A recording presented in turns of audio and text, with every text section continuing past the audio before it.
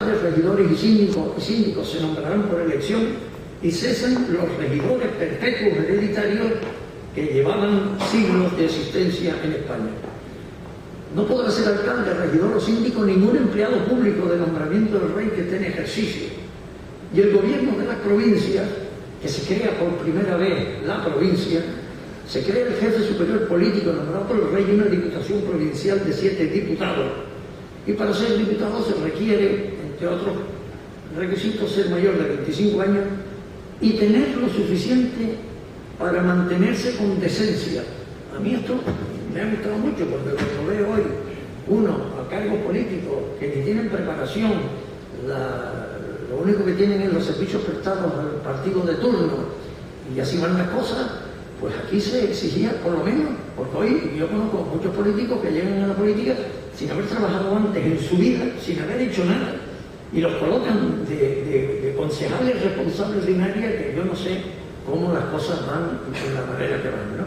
Bueno, pues esta frase a mí me ha gustado. Oiga, por lo menos que tengan lo suficiente para mantenerse con decencia. Del servicio militar no podía excusarse ningún español. Otro avance.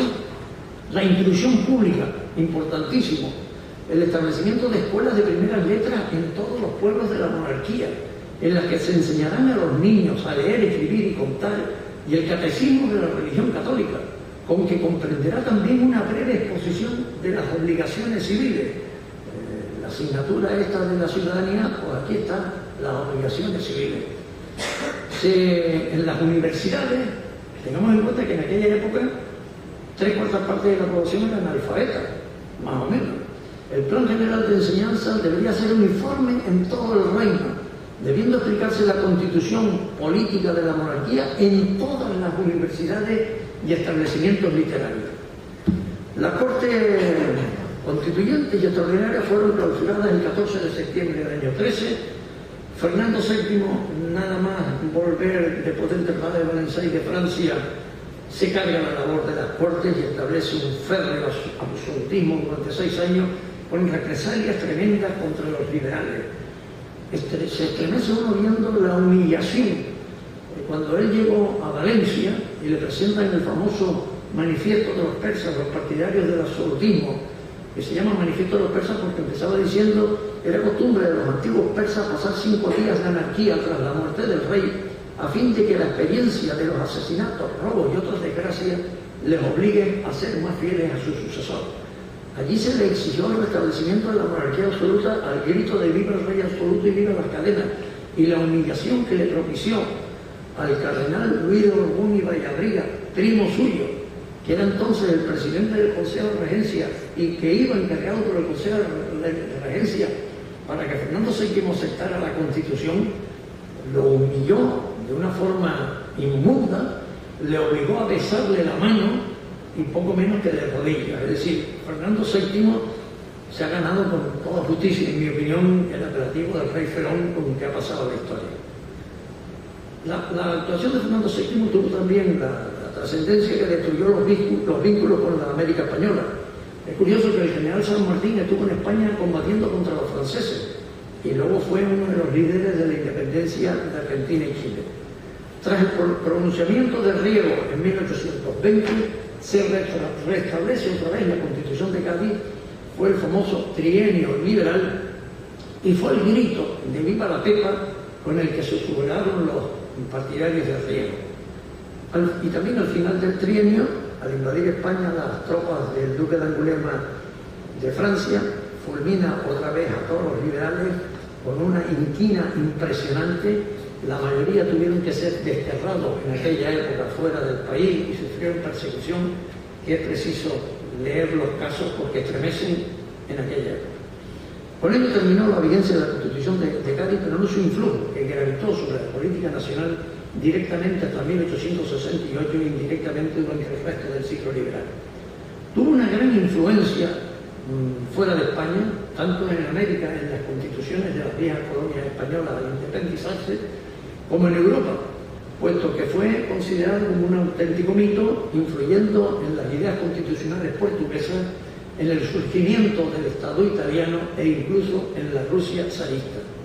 En definitiva, para la historia constitucional comparada, la obra de Cádiz tiene la importancia de que el constitucionalismo liberal del siglo XIX comienza en esa ciudad. Luego ha habido otras constituciones, como sabido, el Estatuto Real de 1834, que no puede ser considerado una constitución, la de 1837, la regencia de María Cristina, 1845, la de Narváez, la de 1869, una vez destronada Isabel II, la de 1876, que es la que más duró hasta el golpe de Primo de Rivera, la republicana del 31 y la del 78. Vamos a ver ahora quiénes fueron los canarios que participaron en las Cortes de Cádiz y que tuvieron muchos de ellos decisivas intervenciones. Fueron 4, 3 presbíteros y un paisano. Los sacerdotes eran Ruiz de Padrón, Key y Gordillo, y el seglar Llarena.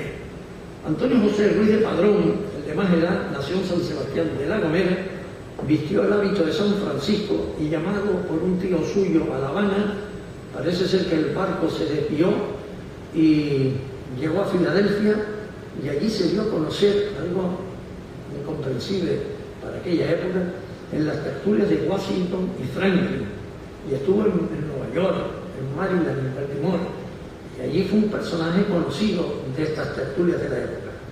Hacia 1800 ganó por oposición la silla abacial de San Jorge, de Villamartín, de Valdeorras, en Orense, obispado de Astorga, y allí se fue. Fue elegido diputado en julio de 1811 por las islas menores de Lanzarote, Fuerteventura, Gomera y Hierro, interviniendo destacadísimamente en favor de la abolición de la Inquisición. Terminada las Cortes, fue una víctima más de la reacción absolutista. Volvió a ser diputado en 1820 con el trienio constitucional por Galicia y por Canarias, decidiéndose por la primera, por las atenciones que con él tuvieron en la etapa absolutista. Intervino en el pleito a favor de la división del obispado de Canarias y la creación de la diócesis de La Laguna, y falleció en San Martín de Valdeorras a los 66 años de edad en 1823. Don Santiago Key y Muñoz, de ascendencia irlandesa, nació en Icod en 1772 y murió en Sevilla en 1821 a los 49 años de edad. Presbítero también, después de estudiar en La Laguna, marchó a Sevilla, en cuya, es curioso que ninguno de ellos volvió luego por Canarias, y vamos a verlo ahora. Después de estudiar en La Laguna, marchó a Sevilla, en cuya universidad se doctoró en cánones, llegando a ser catedrático de Historia Eclesiástica de dicha universidad, abogado de los Reales Consejos y rector de la propia universidad. En junio de 1811 fue nombrado diputado a la Constituyente por la isla de Tenerife. Fue elegido vicepresidente del Congreso. Los cargos de las Cortes se renovaban todos los meses, y fue elegido el 24 de diciembre el vicepresidente del Congreso. Fue luego inquisidor del Santo Oficio. Francisco María de León dice que era partidario del absolutismo y contrario a la supresión del Santo Oficio, sin embargo fue uno de los firmantes de la Constitución. Luego también fue firmante del Manifiesto de los Persas, pidiendo todo lo contrario, y rector de la Universidad de Sevilla. Esto nos da una idea de que dentro de la Corte de Cádiz había mucha gente en diversos sectores, y en función de cómo fueron las cosas, cada uno se fue resituando. Don Pedro José Gordillo y Ramos nació en Guía de Gran Canaria el 6 de mayo de 1773 y falleció en La Habana, otro que tampoco volvió por aquí, en 1844 a los 70 años de edad. Protegido en un principio de Viera y Clavijo, en 1800 fue nombrado párroco de la iglesia de Antigua en Fuerteventura, y en 1807 ganó por oposición el curato del Sagrario de la Catedral de Canarias. En la sesión del Cabildo Permanente de Gran Canaria, el 1 de septiembre de 1808, impugnó la creación de la Junta Suprema de La Laguna y fue enviado a La Laguna, junto con el canónigo don Lorenzo Montes de Oca, como elector del Cabildo Permanente de Gran Canaria para la elección de diputados por la provincia para la Junta Central Gubernativa del Reino. Allí se opusieron a la designación del Marqués de Villanueva del Prado, que resultó elegido con el apoyo de los demás islas y con la oposición del Cabildo Permanente de Gran Canaria. Luego veremos las consecuencias. Fue elegido diputado a Corte, es curioso que fue elegido por la ciudad de Las Palmas, isla de Canarias, el 11 de octubre de 1810. Pero cuando se firmó la Constitución aparece como diputado por Gran Canaria. Es curiosa esta pequeña diferencia.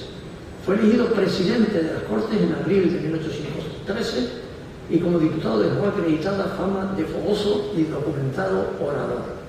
Al celebrarse las Cortes Ordinarias en 1814, Gordillo no regresa a Canarias, lo que motivó que el Cabildo Catedral de Las Palmas acordara separarlo del curato en 1816.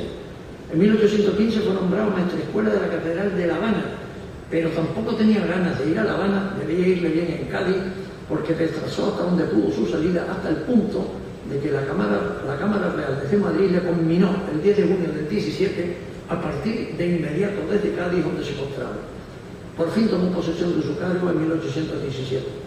Tuvo un encontronazo con el tinerfeño brasiliano Afonso, doctoral de Canarias, y enemigo de Gordillo por no gustarle nada a las Cortes de Cádiz. A juicio de Alfonso de Armas en su biografía sobre Gasiliano Alfonso, determinadas actividades de Gordillo le enajenaron la simpatía del Cabildo Catedral. Alfonso de Armas dice de Gordillo que era sacerdote metido en lides políticas, díscolo y temperamental, tosudo, engreído y hasta altanero, lleno de vanidad y orgullo servil de ser. De La Habana no regresó nunca, aunque consiguió licenciarse y doctorarse en Derecho Canónico por la Universidad Pontificia de La Habana. Y por último, el único seglar, don Fernando Llarena y Franqui, por cierto, el único que no se les recuerda de tanto Key y Muñoz como Gordillo, como Ruiz Padrón, tienen en las respectivas localidades donde nacieron, pues, reconocimientos a través del nombre de calles, plazas, etcétera, etcétera. Don Fernando Llarena y Franqui, cuidado lo que he ido en reiteradas ocasiones, en La Laguna ni tan siquiera tiene una placa en la casa donde nació. Que nació en La Laguna, en la calle del Agua, en la casa que está pegada al Palacio Nava, los que conozcan La Laguna, por arriba del Palacio Nava, en esa casa nació don Fernando Franqui. Fue en Cádiz, fue oficial de la Contraloría General, de la cual era jefe don Agustín Argüelles, con quien le unió una gran amistad, aunque cuentan algunos que Argüelles le regaló su reloj, y yo he tenido la oportunidad de ver en el archivo familiar una factura de ese reloj expedida en Londres, que la compró el señor Llarena en Londres. Pero en fin, las historias así se adornan. Fue elegido diputado por la isla de La Palma el 9 de junio de 1811. Suscribió con Key y Ruiz de Padrón, con la oposición de Gordillo, la solicitud de 6 de septiembre de 1813 en que pedía la creación de la diócesis de Tenerife. Gracias a su intervención consiguió la intendencia de renta para Canarias del presidente de nuestras delegaciones de Hacienda. Casó en La Palma con doña Manuela Masú y Tello de Lava, de cuyo matrimonio no dejó descendencia. Y por último, vamos a referirnos muy brevemente a los efectos de la Constitución de Cádiz en el archipiélago canario, que creo que son muy importantes. Guimerac y Peraza, desde aquí le quiero rendir un tributo, que ha muerto hace 2 días, y es el autor del famoso pleito insular y de cantidad de obras históricas, biografías de personajes canarios, etcétera, etcétera. Y Cioranescu, en la historia del Cabildo Insular de Tenerife, coinciden en que el pleito insular se inicia en Canarias con motivo de la Constitución de Cádiz. Como han sabido, la organización de las Islas Canarias desde la conquista fue por islas, regidas por sus antiguos ayuntamientos o cabildos. Nunca hubo una capitalidad provincial o regional, ni, como dice Cioranescu, se veía su necesidad. Lo que sí existía era la noción de sede o residencia. Tal como se concebía en los siglos pasados, la sede o la residencia no era un lugar, sino una presencia. Así en La Laguna y en Las Palmas residía el cabildo, o sea, la autoridad municipal. Que en Las Palmas estaba el cabildo en Las Palmas, que era, digamos, al mismo tiempo el ayuntamiento de Las Palmas, lo mismo que en La Laguna estaba el cabildo, y luego se quedó el ayuntamiento al crearse los ayuntamientos, consecuencia de la Constitución de Cádiz en todas las poblaciones. Estaban en la isla de Gran Canaria la Real Audiencia y el Obispado. Como en Tenerife estaba la Comandancia o la Capitanía General instalada desde 1723 por el Marqués de la Leonesa. Pero no existió una capital administrativa, política ni económica hasta bien entrado el siglo XIX. En las Islas Realengas, la distancia del poder central permitía una mayor autonomía, que en las islas de señorío, donde la presencia de los señores, pues, mediatizaba más las cosas. Los regidores perpetuos o hereditarios se constituyeron, como dice Cioranescu, en una especie de casta. Este sistema funcionó durante algo más de 3 siglos. La realidad es la isla y el archipiélago es un conjunto de islas. Este ordenamiento se vino abajo al nacer la nueva figura de provincia de Canarias, con la Constitución del año 1812, surgiendo casi de inmediato el pleito sobre la capitalidad. Las cosas no se veían claras hasta el punto de que una orden de 13 de octubre de 1812 vino a aclarar que la capital es el pueblo en el que residen las autoridades. Esta definición era suficiente para las demás provincias españolas, pero no lo era para Canarias, donde las autoridades residían desparramadas entre Las Palmas, La Laguna y Santa Cruz, y donde ya en 1808 las que residían en Las Palmas se habían negado a acatar las órdenes de la Junta Suprema de La Laguna. Al no contemplar la peculiaridad del caso canario, la Constitución de 1812 trataba las islas por el rasero común, igual que en el resto de las provincias españolas. Hubo pues una provincia en Canarias y una diputación provincial, lo que llamamos región, antes se llamaba Canarias o Reino de Canarias, pero nunca ha habido una localización de una capital de Canarias. Desaparecieron los cabildos oligárquicos y cerrados, cuya autoridad se repartió y se diluyó en gran número de ayuntamientos. Así el Cabildo de La Laguna, que había sido sinónimo de Tenerife, se quedó en el Ayuntamiento de La Laguna y se crearon municipios por toda la isla. La Diputación Provincial, Corporación de Nuevo Cuño, podía entenderse como una reunión de cabildos insulares. Como sigue diciendo Xioranescu, en aquel ambiente de exaltación reformista y radical, estos cambios no debieron de parecer revolucionarios o peligrosos, y sin embargo son tan graves que las islas siguen arrastrando sus consecuencias. A la Constitución de Cádiz y a su influencia en toda la legislación posterior le debemos el primer siglo de lo que se ha llamado con razón el pleito insular, dice Xioranescu. La guerra contra el invasor francés ya dio estado oficial a la pugna latente entre las islas de Gran Canaria y de Tenerife, y aún dentro de la de Tenerife, entre La Laguna y Santa Cruz, que fue más fuerte que la de Santa Cruz y Las Palmas.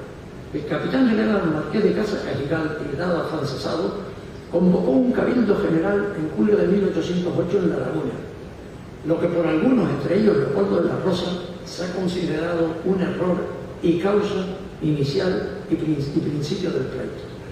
La Junta Suprema Gubernativa se crea en La Laguna el 11 de ese mismo mes de julio. No es acatada por el Cabildo General Permanente de Gran Canaria, como hemos dicho. En esta disputa es cuando entra en juego el cura del Sagrario Lateral de Las Palmas, don Pedro Gordillo. Gordillo impugnó la creación de la Junta Suprema de La Laguna en la sesión del Cabildo Permanente de Gran Canaria el 1 de septiembre de 1808 y posteriormente no aceptó que el Marqués de Villanueva del Prado fuese el representante de la Junta Superior del Rey. A finales de 1812 se plantea en las Cortes de Cádiz la cuestión de la elección del lugar donde fijar la residencia de la nueva Diputación Provincial, lo que suponía tanto como la fijación de la capital del archipiélago. El debate duró varios días, comenzando el 14 de diciembre de 1812, en el que intervinieron los 4 diputados canarios. Gordillo propone Las Palmas de Gran Canaria, Ruiz de Padrón a Santa Cruz de Tenerife, Key y Arena a La Laguna. Pero cuando los diputados canarios estaban en esta discusión, en Cádiz todavía, en la sesión del día 18 se da cuenta de un escrito del comandante jefe superior de las Islas Canarias, a la sazón don Pedro Rodríguez de la Uria, en el que comunica haberse instalado en Santa Cruz la Junta Preparatoria para elección de diputados a las próximas Cortes Ordinarias del 5 de diciembre. En estas circunstancias se consigue aprobar una proposición a favor de Santa Cruz con el voto en contra de Gordillo. Así quedó legitimado el hecho consumado de que dio cuenta la Uria, que lo único que hizo fue comunicar que se iba a elegir en la Junta Preparatoria a los personajes representantes. Esta decisión de la Corte solo tenía carácter provisional y, como bien dice Xioranescu, no se refería de momento más que al lugar de residencia de la Junta Preparatoria. Pero es indudable que es en este punto preciso donde se falla todo el proceso histórico. El voto de las Cortes no solucionó el problema insular, sino que endureció las posiciones de las dos partes, alimentando sentimientos y resentimientos, ilusiones y ambiciones a lo largo de 200 años. Pero aunque la cuestión de dónde fijar la residencia de la Diputación Provincial fue la más trascendente, otras incidencias ocurridas en las Cortes de Cádiz, aunque no hacen específica referencia al asunto de la capitalidad, ponen de manifiesto la lucha ya entonces declarada entre Las Palmas y Santa Cruz de Tenerife. Así, la petición formulada en la sesión del 23 de marzo del 12, en la exposición suscrita por Llarena, Cruz de Padrón y Gay, para la creación de una sala en Tenerife como parte de la audiencia territorial, que entienda de los pleitos de esta isla, La Palma, Hierro y Gomera. La solicitud de Gay en la sesión del 23 de octubre del 12 a favor de la creación de una universidad literaria en La Laguna. Y por último, la exposición del 6 de septiembre del 13, también suscrita por Gay, Llarena y Ruiz de Padrón, en la que solicita la creación de otro obispado con sede en La Laguna para las 4 islas occidentales. Como ustedes podrán comprobar, las Cortes de Cádiz dieron bastante juego a nuestros diputados, no solo en la participación en la Constitución propiamente dicha, sino en una serie de disposiciones, y para mí está muy claro que el origen del pleito insular está en no haber aplicado a Canarias unas normas diferentes a las que podrían aplicarse en la península. Incluso cuando el Estatuto de Autonomía de Canarias, algunos plantearon la posibilidad de organizar la cosa a base de los cabildos. Cada isla con su cabildo y luego un cabildo mayor cerrado o algo así, ¿no? Es decir, un problema similar al que las Cortes de Cádiz, que sin duda alguna originaron una serie de errores de mucha gente, pues lo que se llama el pleito insular. Para terminar, solo decir que yo creo que el gran éxito de la Constitución de Cádiz es que hoy en día es raro quien no se considere liberal. Como decía un diputado en las discusiones parlamentarias en Cádiz, existe el partido de los serviles, existe el partido de los afrancesados, pero no existe el partido liberal porque lo es toda la nación. Y termino con una frase del Quijote: la libertad, Sancho, es uno de los más preciosos dones que a los hombres dieron los cielos. Con ella no pueden igualarse los tesoros que encierra la tierra ni el mar encubre. Por la libertad, así como por la honra se puede y debe aventurar la vida. Muchas gracias.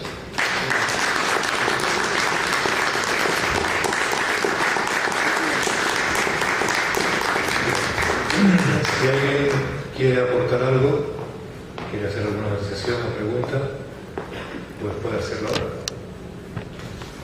Creo que no me he dado más de la cuenta. Yo creo que todos estaremos deseando que entre la económica y el círculo podamos hacer esa jornada que nos contaba esta mañana sobre la génesis de Canarias y la transición en Canarias. Porque desgraciadamente, aquí todavía están, Nicolás, que fue diputado constituyente y dijo que aprendió fue senador, pero desgraciadamente ya han muerto muchos de los diputados y senadores constituyentes. Yo creo que quedamos ya muy pocos, ¿no? Entonces... es una pena que no se conozca toda la realidad en su conjunto. La transición no ha sido, que yo sepa, no ha sido estudiada en Canarias por nadie con elementos de juicio acertados, que yo sepa. Y eso que estamos analizando 200 años y quizás tampoco se habla tanto de los estados generales en Francia y nos fijamos más en el efecto de la guillotina. También, ¿verdad? ¿Hay una pregunta? No, una pregunta, yo solo me hacía para lo que he dicho en relación con lo del Cabildo y Canarias, ¿no?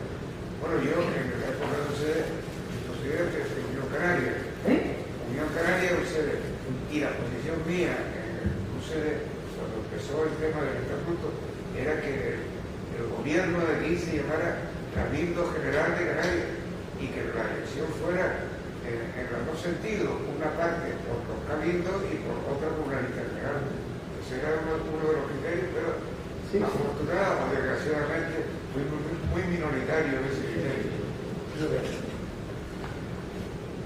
¿Alguien más? Sí, yo brevemente, no es ninguna polémica con Alfonso, sino había una precisión que nosotros no polemizamos, que había que estudiarlo bien. Muy interesante lo que se dice que el pleito insular empezó en 1812 con esto de esa junta provisional que se creó en Santa Cruz, que acabó... La junta preparatoria. Pero hay un libro muy interesante de Pepe Alemán que se llama La Mosca, que se llama el origen del pleito insular. Yo lo recomiendo a todos, un libretito muy pequeño pero interesantísimo. Y según eso, yo creo que el pleito insular empezó en 1808. 1808. Cuando relató Alfonso, los franceses se llevan desde Madrid, se llevan a la familia real, se la llevan a Bayona, separan al rey, enfrentan a Fernando VII con su padre, y entonces llega un momento en que la gente no sabe qué es lo que está pasando. Realmente aquí no se sabía lo que está pasando, además las noticias llegaban muy de tarde en tarde. Y entonces mandan un navío, un bergantín, con un capitán que era vasco o algo así, y venía a las Américas, que no eran colonias ni factorías, como bien ha dicho Alfonso, porque factorías eran realmente reinos españoles había establecidos en América, y la misión era dar noticia. Él iba en parte, yo creo, de los afrancesados, dar noticias de lo que estaba pasando, y que los reyes estaban con los franceses, que por otro lado estaba la discusión con Fernando VII. Entonces este señor para aquí y todo el mundo enterándose a ver lo que pasaba. Y ahí jugó un papel muy interesante en la farmacia que estaba en el edificio que se quemó en la esquina de la calle Muro, que era la farmacia del señor Sigler, y que en esa rebotica estaba la botica, y la rebotica era donde se cosían todas las noticias. Y entonces estaban todos pendientes de lo que relataba este capitán, de qué es lo que pasaba en América y las noticias que llevaba. Y entonces ahí se ve que Gran Canaria y las islas orientales se decantan de alguna manera por lo que en aquel entonces se consideraba como más ilustrado, que era por el afrancesamiento. Mientras que en Tenerife se decanta por la lealtad al rey absolutista, a Fernando VII, sin saber la categoría de personaje, como ha dicho Alfonso, de felón que tenía este individuo. Y ahí interviene después, muy importante, la figura que ha dicho Alfonso del Marqués de Cajigal. El Marqués de Cajigal, que estaba en Tenerife, era afrancesado y tuvo una lucha difícil en Tenerife. Pero ahí realmente empieza el pleito insular. Y creo que está configurado por eso, porque aquí nos decantamos por los afrancesados, por lo que se consideraba entonces más progresista, más liberal, y en Tenerife por el absolutismo.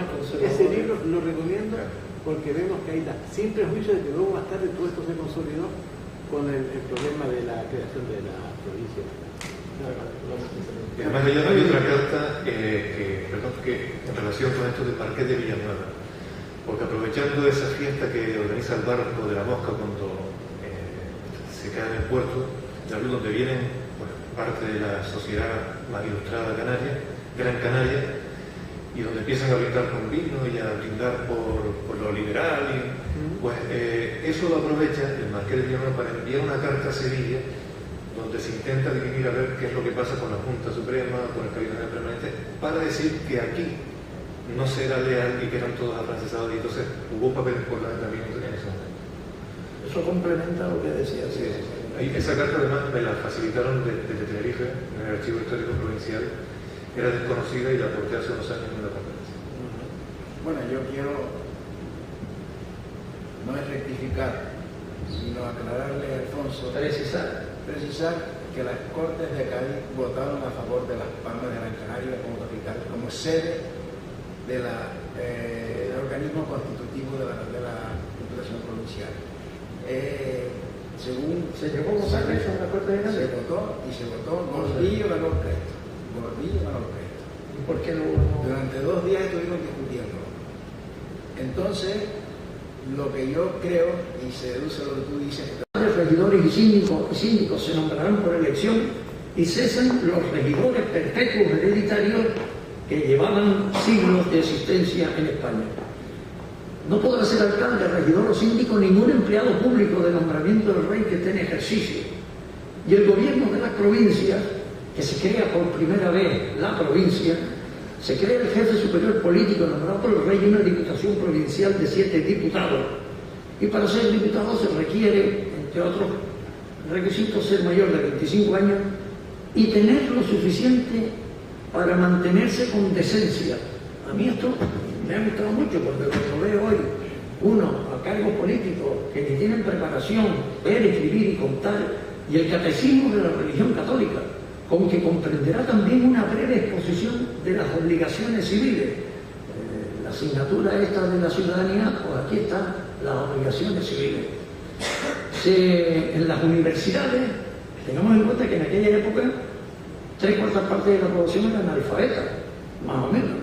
El Plan General de Enseñanza debería ser uniforme en todo el reino, debiendo explicarse la constitución política de la monarquía en todas las universidades y establecimientos literarios.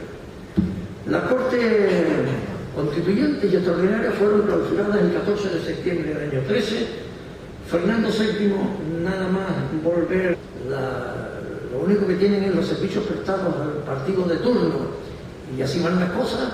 Pues aquí se exigía, por lo menos, porque hoy yo conozco muchos políticos que llegan a la política sin haber trabajado antes en su vida, sin haber hecho nada, y los colocan de concejales responsables de un área que yo no sé cómo las cosas van de la manera que van, ¿no? Bueno, pues esta frase a mí me ha gustado. Oiga, por lo menos que tengan lo suficiente para mantenerse con decencia. Del servicio militar no podía excusarse ningún español, otro avance. La inclusión pública, importantísimo. El establecimiento de escuelas de primeras letras en todos los pueblos de la monarquía, en las que se enseñarán a los niños a leer. Después del Tratado de Valencia y de Francia, se carga la labor de las Cortes y establece un férreo absolutismo durante 6 años con represalias tremendas contra los liberales. Se estremece uno viendo la humillación. Cuando él llegó a Valencia y le presentan el famoso manifiesto de los persas, los partidarios del absolutismo, que se llama manifiesto de los persas porque empezaba diciendo que era costumbre de los antiguos persas pasar 5 días de anarquía tras la muerte del rey, a fin de que la experiencia de los asesinatos, robos y otras desgracias les obligue a ser más fieles a su sucesor. Allí se le exigió el restablecimiento de la monarquía absoluta al grito de viva el rey absoluto y viva las cadenas, y la humillación que le propició al cardenal Luis de Borbón y Vallabriga, primo suyo, que era entonces el presidente del Consejo de Regencia y que iba encargado por el Consejo de Regencia para que Fernando VII aceptara la Constitución, lo humilló de una forma inmunda, le obligó a besarle la mano y poco menos que de rodillas. Es decir, Fernando VII se ha ganado con toda justicia, en mi opinión, el apelativo del rey Ferón con que ha pasado la historia. La actuación de Fernando VII tuvo también la trascendencia que destruyó los vínculos con la América española. Es curioso que el general San Martín estuvo en España combatiendo contra los franceses y luego fue uno de los líderes de la independencia de Argentina y Chile.